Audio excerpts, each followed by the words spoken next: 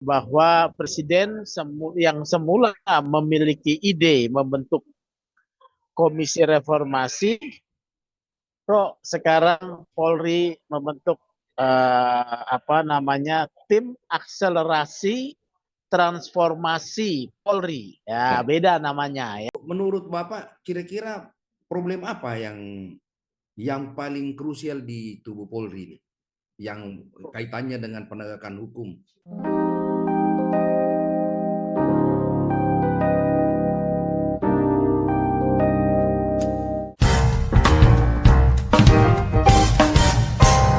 Selamat malam, waktu Makassar.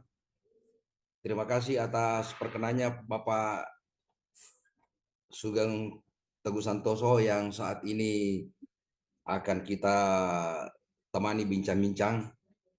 Ya, tentu saya tidak akan berbicara mengenai di luar daripada kompetensi Pak Sugeng. Ya, Pak Sugeng ini adalah Apa itu kompetensinya? ketua anggota Police Watch. Nah, saya sebenarnya punya jurusan yang sama, cuma saya tidak dalami. Saya punya S2 Hukum Kepolisian dulu di Unhas Pak Sugeng. Waktu saya S2 itu spesialisasi Hukum Kepolisian, tapi sekarang nggak lagi. Oh, hukum. Wah, Ijazah S2 saya harus lagi Magister Hukum dibuka. Kepolisian. Ya, oke, Pak Ini Sugeng. ya, Yang ya. saya ingat sekarang Pak Kedengaran Sugeng, suara bagaimana saya? polisi di Inggris, bagaimana polisi di Amerika, perbandingannya dengan Indonesia, ya itu masih ada sedikit Ya, Jepang, polisinya Jepang, ya itu masih teringat lah. Sekarang begini Pak Sugeng, beda-beda ya. ini kan inisiatif Presiden untuk melakukan reformasi kepolisian Republik Indonesia. Tiba-tiba Iya, Polri membentuk komisi reformasi. Nah, menurut iya. Bapak maksudnya ini gimana?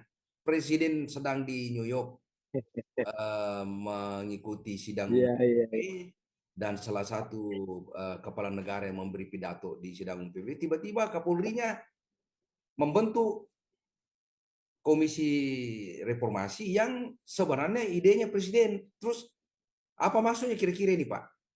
tadi menarik itu kata-kata Pak awalan Pak Tajudin ya, bahwa presiden yang semula memiliki ide membentuk komisi reformasi, kok sekarang Polri membentuk tim akselerasi transformasi Polri. Ya, Ya, beda namanya oh ya. beda namanya. Namanya tim akselerasi transformasi Polri. Ya, Kalau presiden kan Komisi Reformasi komisi Polri ya, reformasi. udah beda nih namanya ya. Ya, tapi Nah, yang maksudnya apa itu menarik kira-kira, Pak? presiden punya ide. Kenapa? Maksudnya kira-kira apa itu? Bagaimana Pak? Maksudnya apa itu kira-kira? Halo. Kira-kira saya mau jelaskan dulu nih. Ya, Ini ide komisi reformasi di tangan presiden itu lahirnya harus kita bedah dulu dong, ya itu, ya. ya latar Lahirnya, belakangnya. latar belakangnya harus kita Ya, bedah dulu, ya ya. gambaran umum ya. Kan latar belakangnya itu, ya, ketika datangnya Gerakan Nurani Bangsa ke istana, ya, tokoh-tokoh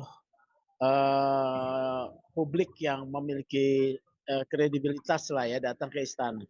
Nah, waktu mereka datang ke istana, saya mendapat informasi dari salah satu tokoh tersebut, yaitu Pak Komarudin Hidayat.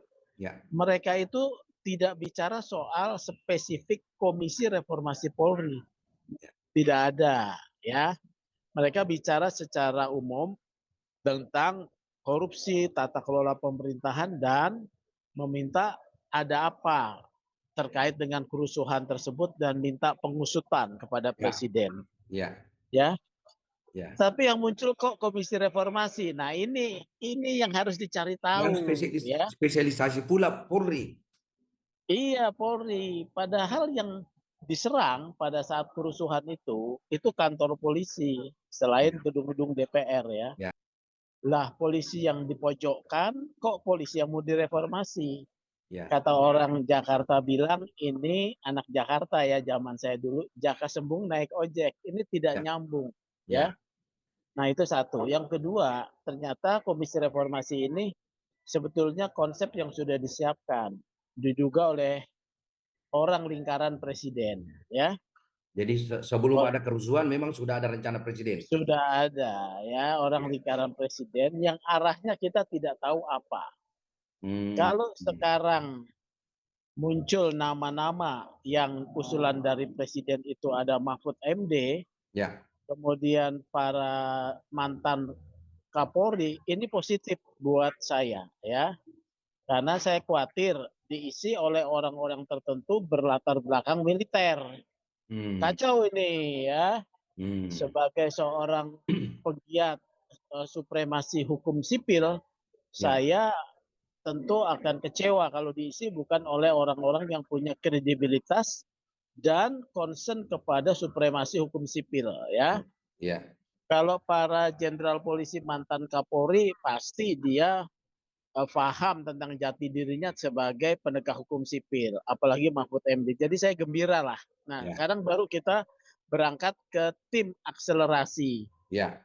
transformasi Polri. Ini Ya. ada pendapat muncul. Ini adalah langkah Kapolri menelikung presiden, ya.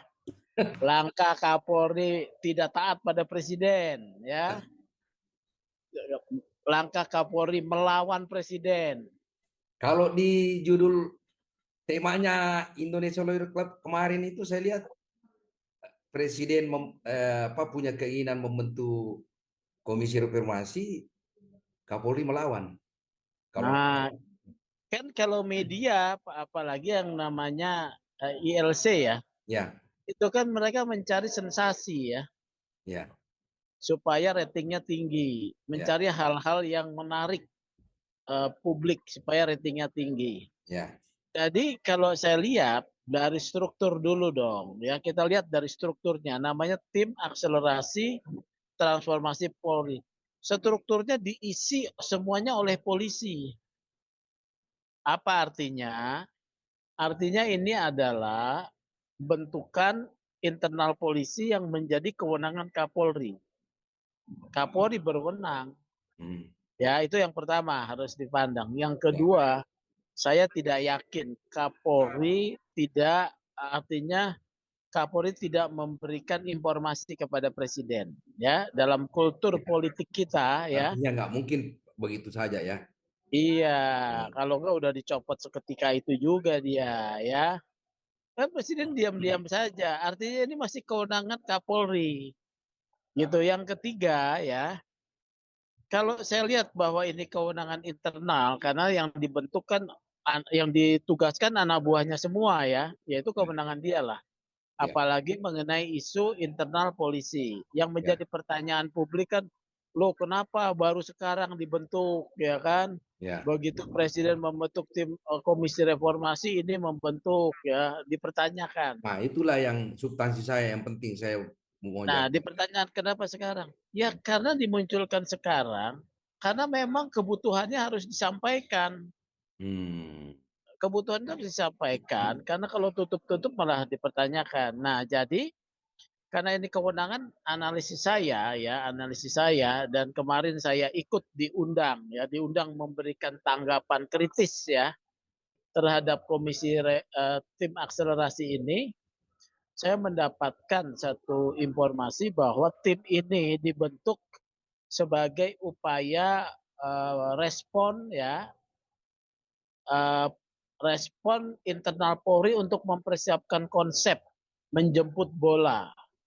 Kalau nanti Komisi Reformasi Polri bentukan presiden meminta konsep Ya. perbaikan dari sisi internal ya kan pasti diminta dong Sudah diajak ada konsep ngomong dari dong. Polri, berarti sudah ada konsep. Sudah ada. Iya, itu Ya. diajukan. Jadi itu intinya, bukan melawan ya, itu Oh iya, intinya. iya, iya. Nah, jadi kita dari sisi pandang itu sudah selesai lah ya. Ya, Nah, sekarang substansinya ya, masalah substansi sebetulnya ya. ya, ya, Itu kan di dalam komisi akselerasi itu ada ketua bidang organisasi, kemudian operasional, kemudian layanan publik, kemudian ada bidang apa lagi tuh ya, humas segala macam ya. Tapi ada satu yang menarik di sini, di dalam pemaparan Polri menyadari, memahami ya hasil asesmen mereka kepada internalnya sendiri dari 3.000 lebih Kapolsek yang di assessment ya, Ya, 63% itu unperformant ya. ya, Dari 340 Kapolres yang di assessment ya, assessment tuh ada 37% unperformant ya. Kemudian dari 540 ya Kapolres ya. Kemudian dari 50 lebih direktur reserse ya, yang di assessment itu 80% unperformant. 80% kalau tidak tidak memenuhi saya syarat. dengar. Iya, unperformant tidak memenuhi performa yang diharapkan Ya, sesuai dengan nilai-nilai kode etik, profesionalisme, ya akuntabilitas kalau boleh dijelaskan begitu ya. Artinya mereka itu memang menyadari ini ada problem dan ketika disorot ya, nah disorot sekarang saya oleh potong Pak. ya Kalau menurut Bapak, kira-kira problem apa yang paling krusial di tubuh Polri ini, yang kaitannya dengan penegakan hukum, iya di terutama sektor soal ini. Kalau saya lihat di begini, se- ini maaf saya potong dulu Pak. Ini kebetulan ada yang kirim ke saya, tapi saya tidak berani mengatakan bahwa ini resmi. Ada bocoran masuk ke saya. Ini misalnya yang masuk dalam yang Bapak kata-kata di akselerasi itu, rencana akselerasi dan transformasi Polri, saya dapat ini ada banyak poin. Satu, akuntabilitas dan pengawasan, budaya kekerasan, tata kelola organisasi, sistem kepegawaian yang tidak berbasis meritokrasi, terlalu luasnya tugas dan fungsi, kultur tebang pilih, penelantaran perkara, serta perilaku koruptif dalam penegakan hukum, keterlibatan kepolisian dan sebagai alat aktor dalam ruang bisnis dan politik. Ini saya lihat ada 9 poin yang dijabarkan tapi saya tidak berani bahwa ini adalah asli dari Polri. Nah, saya lihat dulu ya. Ada juga emang saya. kemudian di dalam sistem penegakan hukum ada beberapa poin 1, 2, 3 soal penegakan hukum menyangkut mengenai Undang-Undang Nomor 2 Tahun 2002, kemudian Undang-Undang Nomor 1 Tahun 2023 tentang KUHP baru, kemudian rancangan KUHP yang akan datang juga mengenai soal fungsi penyelidikan, penyidikan, dan seterusnya.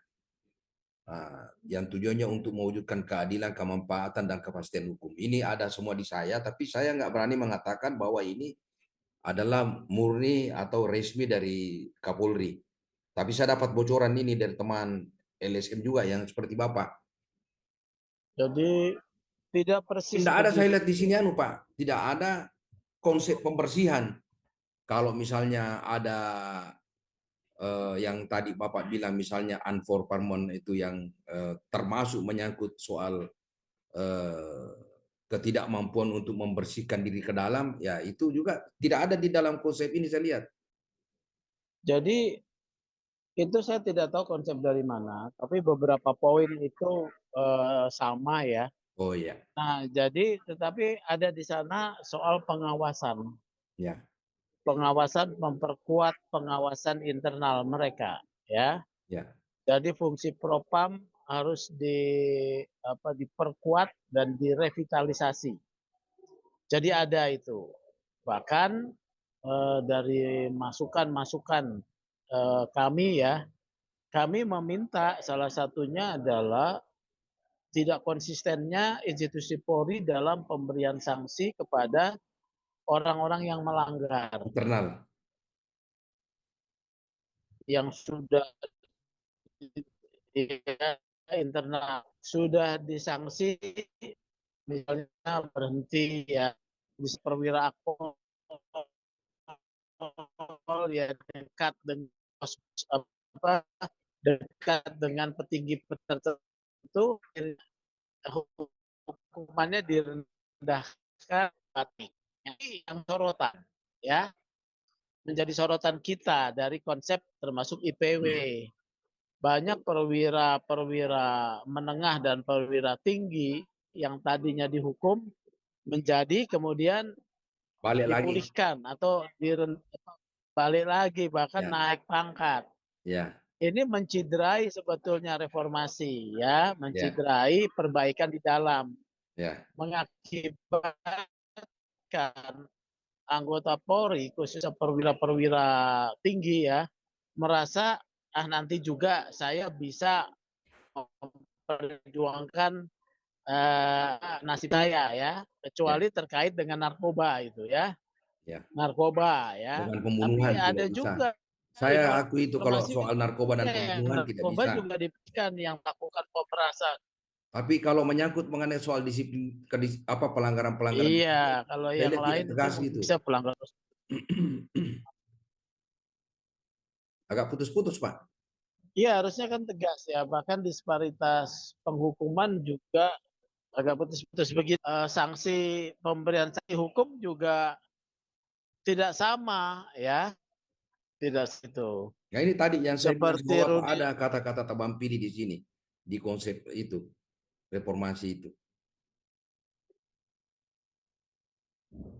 tebang pilih ada ya, tebang pilih itu misalnya soal disparitas, tapi itu tidak disebutkan di dalam konsep mereka karena kan pemaparannya sangat waktunya tidak banyak ya, jadi kita nggak melakukan pendalaman, tapi mereka menerima masukan. Nah, ini langsung aja nih, Ya, IPW mengatakan kalau pengawasan mau kuat, ada 2 poin yang kita sampaikan. Satu, pengawasan itu kan ada 3 ya. ya, Irwasum untuk soal penyerapan anggaran ya, pengawasan umum ya. ya. Kedua, Propam ya untuk kode. Yang Kode ketiga etik itu. Wasidik. Kita Ya. memberikan masukan pada 2 poin itu Wasidik. 2 sidik ini menurut IPW harusnya tidak boleh di bawah reserse, komandan reserse ya. Dia harus di bawah Kapolri. Kalau di level Mabes Polri, ya bintang-bintang 2 ya, Jadi selevel kalau dengan misalnya Propam. di Polda, Propam. di Polda dia Ya. harus langsung dengan Kapolda ya. Aduh putus.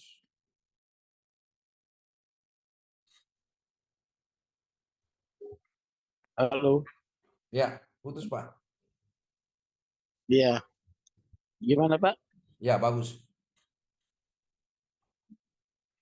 Ya, jadi eh, Wasidik kan kita ketahui berada di bawah reserse, Pak. Ya, Bagaimana kalau komandan resersenya juga main, ya kan? ya. Jadi antara Irwasda dengan Wasidik, kalau misalnya di tingkat daerah, ya harus dia posisinya sama ya. Jadi ya, jadi Wasidik kalau di bawah reserse itu lemah posisinya karena dia kan melakukan koreksi ya Ya, terhadap hasil penyidikan ya. ya. Harus di bawah Kapolda, ya di bawah Kapolda. Kalau di tingkat Mabes di bawah Kapolri. Kalau Jadi Mabes kalau itu bintang 1, ya, eh, harus bintang 2 dia. kalau di Mabes bintang 2, kalau di Polda bintang 1 Pak ya. Kalau di Polda di bawah Kapolda bintang 1 ya. Ya dia sejajar dengan Kalau Wakapolda. setidak-tidaknya Kombes. Tapi kalau Kombes Kombes lah, Pak masih Kombes sama pangkatnya ya. dengan Dir. AKBP, kalau di Polda itu AKBP, Pak Dir, Kepala Wasidiknya. kalau di ya itu kalau di sini kan rata AKBP di kalau di Polda, tapi ke Iya, Dirkrimnya adalah Kombes. Kombes. Jadi di bawah Nah, mestinya kan harus Kombes. minimal Jadi dia harus Kombes. ya minimal Selevel, sama pangkatnya. selevel. Ya, Nah, itu ya. Nah, yang kedua di Propam kita mengusulkan Komisi Kode Etik Kepolisian diisi oleh tokoh-tokoh eh, sipil dari secara ad hoc ya. Komisi Kode Etik Kepolisian supaya masyarakat ikut juga mengadili pelanggar-pelanggar itu, terduga pelanggar, karena urusan layanan polisian kepada masyarakat yang dilayani itu masyarakat. Jadi masyarakat harus dalam posisi menilai atau yang menghakimi dia, gitu loh. Ya, dengar ya Pak ya. Dengar ya. Jadi masyarakat harus ada di Komisi Kode Etik Kepolisian, Nah, terus ya. kriterianya untuk Kalau masyarakat itu boleh apa, Pak? juga, Kriteria untuk masyarakat itu apa menurut Bapak? ya, Misalnya akademisi. ya sebagai sesuatu yang akademisi ya. Kalau dia Ya, akademisi bidang hukum ya dok, ya, seorang ahli, akademisi bidang hukum yang memiliki reputasi tidak tercela ya. ya ahli pidana. Ya, komisi ya, gelarnya ahli pidana ya atau ahli kepolisian ya. Ya, Kalau dia seorang ahli hukum advokat yang sudah berpraktek misalnya 15 tahun ya ya minimal 15 tahun atau saya 20 dapat. tahun, 15 tahun ya, Ya, memiliki reputasi yang baik ya. Atau kalau dia tokoh masyarakat dia ahli etika ya, ya, filsafat ya. ya. Jadi masyarakat ini menjadi bagian yang menilai kerja. Misalnya Karena yang tokoh-tokoh di agama, menjadi tokoh-tokoh agama juga bisa, Pak ya. ya bisa ya yang memiliki kapasitas dan kompetensi dan Ya, juga kredibilitas ya. ya, Ini yang kita usulkan. Nah, itu semua dicatat ya. Dan banyak sekali masukan-masukan, tetapi utamanya yang menjadi concern ya, itu peningkatan 2 poin, profesionalisme dan akuntabilitas kinerja. nah itu tadi yang saya bilang. Akuntabilitas kinerja Tapi ada untuk bisa masalah begini. mencegah ya, Saya potong dulu, untuk Pak. bisa mencegah Saya ya, potong, Pak. Ada masalah begini. Ini kan dulu pernah ada ya, di tubuh internal Polri cyber pungli, cyber pungli. Dulu ada cyber pungli. Nah, terus itu ya. kan tiba-tiba menghilang karena saya dengar ya cerita warung kopi di antara mereka sendiri bilang jeruk makan jeruk, Pak. Gimana bisa jadi? Ya, gimana menurut Bapak? Kalau Kalau itu yang tadi kalau yang alasan tentang cyber pungli jeruk makan jeruk, jeruk makan, iya iya iya. apa mungkin kan begini, Kalau saya agak alasannya agak tarik cyber dulu ke pungli belakang. mudah dimakan, Saya tarik ke belakang dulu, Pak. Ini kan kalau kita mengacu pada teorinya Lawrence Friedman mengenai teori sistem hukum dalam penegakan hukum kan pertama substansi, kemudian iya struktur dan sistem budaya. Nah, kalau kita lihat itu, misalnya iya apa di antara ketiga unsur yang dikemukakan oleh Lawrence Friedman kalau ditambah lagi oleh menurut Suryono Sukanto kan ada lagi infrastruktur dan sikap dan perilaku masyarakat, kebiasaan masyarakat dia jadikan 5. Tapi kan kalau Lawrence Friedman struktur itu dia satukan dengan infrastruktur. Jadi alat daripada penegak hukum itu yang digunakan untuk menegakkan hukum, misalnya komputernya, misalnya mobil-mobil untuk lalu lintas dan sebagainya, gedungnya itu kan infrastruktur. Kalau Lawrence Friedman dia dijadikan bagian daripada struktur.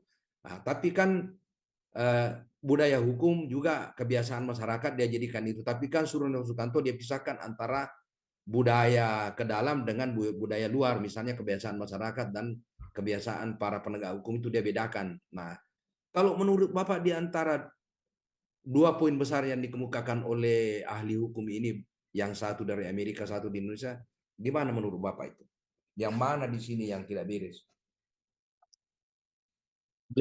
di dalam, jadi kita refleksikan pada konsep akselerasi transformasi Polri ya. Ya, Kita refleksikan ke sana. ya, Mereka menyadari di dalam yang namanya budaya ya, itu mereka menyadari adanya kultural, yaitu transformasi kultural yang tidak pernah selesai. Dalam transformasi kultural ini menyoroti sikap tindak dari anggota polisi yang militeristik, arogan, ya, kemudian penyalahgunaan kewenangan, sikap koruptif, hedon, ya. Nah, itu tadi yang terakhir Bapak Kemudian yang hedon. mencari Kan kekayaan. hedon, itulah yang Nah, hedon ini itu, dari Pak. internal. Ya, Itulah yang saya ya maksud. hedon. Jadi hedon itulah yang sebenarnya menjadi latar belakang yang banyak terjadinya itu tadi. Mengapa terjadi penyalahgunaan wewenang? Karena itu yang hedon Iya, itu. Karena ini kan, sorry ya, gini Pak. Sebenarnya kan kita iya, ini semua terus terang saja tidak ada manusia yang tidak suka harta, tidak suka uang, materi. Semua orang suka kemewahan, tapi kan cara-caranya yang benar, yang iya, bermoral. iya. Artinya kita harus hidup sesuai dengan kita punya. Kalau enggak ya jangan dong. Saya seperti misalnya Pak Sugeng, saya tahu latar belakangnya. Sebenarnya punya, tapi kan cara berpakaiannya juga kan biasa-biasa aja, enggak nonjol kan. Artinya waktu Bapak advokat ya tentu punya juga, orang juga bayar Bapak. Oh iya, Ya, tapi kan Bapak tidak tidak memamerkan itu. Nah, ini kan iya, masalah sekarang ada orang di tengah-tengah masyarakat kita, saya tidak hanya mengatakan bahwa oknum di Polri saja, di masyarakat kita ini kan memang masalah sekarang seakan-akan orang dianggap hebat itu kalau dia punya uang banyak, punya harta banyak dan bisa memamerkan kemewahan itu. Kan ini masalah yang juga ini masuk ke mana-mana. Nah, bagaimana membendung ini? betul, Pak. Nah, kita harus melihat polisi itu tidak berada pada ruang hampa. Ya, Ya, dalam aspek kultural, polisi itu ada pada wilayah tarik-menarik budaya yang berkembang juga, ya. ya, Budaya apa? Materialisme, ya. Budaya materialisme yang berangkat juga. Jadi ini terkait sumber daya, nih, sumber daya yang masuk nih. Jadi ketika dia mau masuk ke polisi, pikirannya dia ingin menjadi orang yang berkuasa, ditakuti dan kaya raya.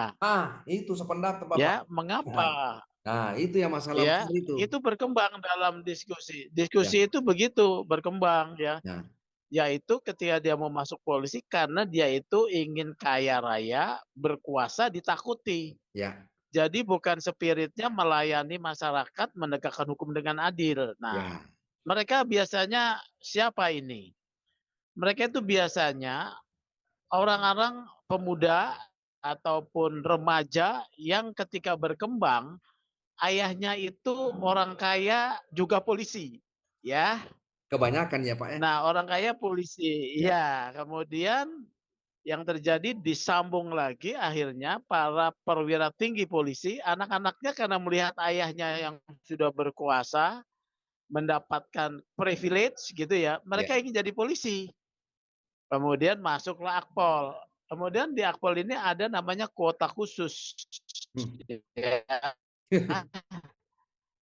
Kuota khusus itu adalah kalau pembicaraan itu adalah kuota yang dikhususkan, namanya saja khusus, berarti yang khusus Untuk dari apa? keturunannya. Dari petinggi Polri sendiri, ya. Nah, Jadi kan begini nih, ini dari sumber, iya, ini aja sumbernya kan juga sumber menjadi masalah dari dalam, masalah, dari sumbernya sudah atas. masalah. Ya, Jadi spiritnya tidak ini, maka terjadilah, iya, dari mulai rekrutmen baik itu. Nah, kultur di luar juga menjadi pengaruh eksternal yang kuat, ya, ya. ya, Penilaian masyarakat, penghormatan masyarakat kepada orang-orang yang punya uang, ya. Kemudian di ruang publik, orang-orang yang kemudian dihormati itu orang-orang yang kaya, ya, ya. ya, Bukan orang-orang yang memberikan keteladanan batin, ya. Keteladanan moral, ya. ya. Keteladanan etika itu tidak penting, tapi ketika orang hanya bisa mempengaruhi apapun itu menjadi patron mereka. Nah, ini bahaya, Ya. ya. Oleh karena itu, saya IPW mengusulkan ada moratorium 5 tahun minimal, tidak diterima dulu anak perwira tinggi polisi, Nah, ya. tega nggak itu? Jadi, halo, Apa tega jadi, bapaknya? eh, ya Bapaknya kita tega nggak ya tahu, namanya kira-kira. juga Kalau kita anaknya usul ya. sudah waktunya, kalau anaknya waktunya sudah mau jadi polisi terus dia tunda anaknya nggak dapat apa-apa gimana? Apa tega kira-kira? Ya, itu keputusan politik Polri harus dibuat Ah, untuk itu. memang mau memperbarui, ya. Ya. Jadi yang diambil itu orang-orang biasa, orang-orang desa, anak kampung ya, yang kesehariannya kalau bisa menjadi korban ketidakadilan. Ya harus dicek. Ini anak korban ketidakadilan, anak korban penindasan ya. Kemudian anak miskin ya, keluarga miskin tapi memiliki kapasitas.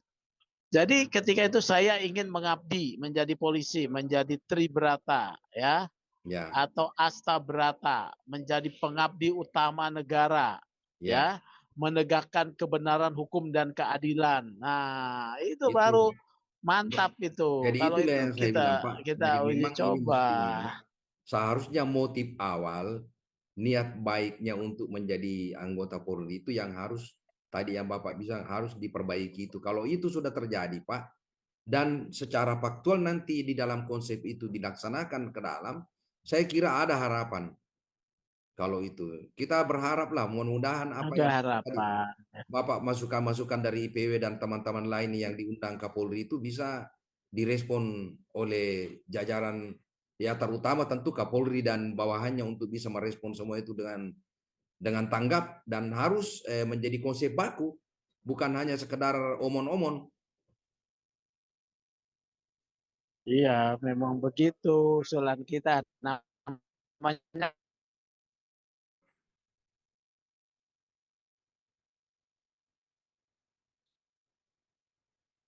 Ini putus-putus. Saya kira cukup Pak ya. Kita sudah dikenakan sanksi. iya, Saya tahu Bogasong, kemudian ya itu anak-anaknya perwira tinggi itu. Begitu loh, ya, Pak. ya mesti harus jadi antara penegakan hukum ke dalam dan keluar itu harus ya samalah. Tidak boleh kalau dia tidak diapa-apain, terus yang di luar dia papain. Harusnya kan begitu ya. Saya kira Betul, poinnya sudah setara. poinnya sudah ketemu ini Pak Bisa, Sugeng. sudah Ya, dapat. Baik, sudah Pak. ya, Baik. sudah ketemu kita. Eh, Baik ya, ya pas kita sampai. punya waktu ini 35 menit saya kira cukup dan poin-poin yang penting yang saya inginkan dari Bapak sudah mudah-mudahan masyarakat bisa kita cerahkan antara apa yang diinginkan oleh Kapolri ke dalam dan keinginan Presiden juga dan masyarakat ini ketemu. Saya kira ini yang bisa Baik. kita ini Pak ya. Terima kasih banyak Pak Sugeng. Terima Semoga kasih. Bapak sehat Terima dan kasih, Pak. kita bisa mencerahkan Sehat masyarakat. selalu. Selamat malam Pak. Salam. Ya. Malam, malam, Pak Ya, Tajul. malam.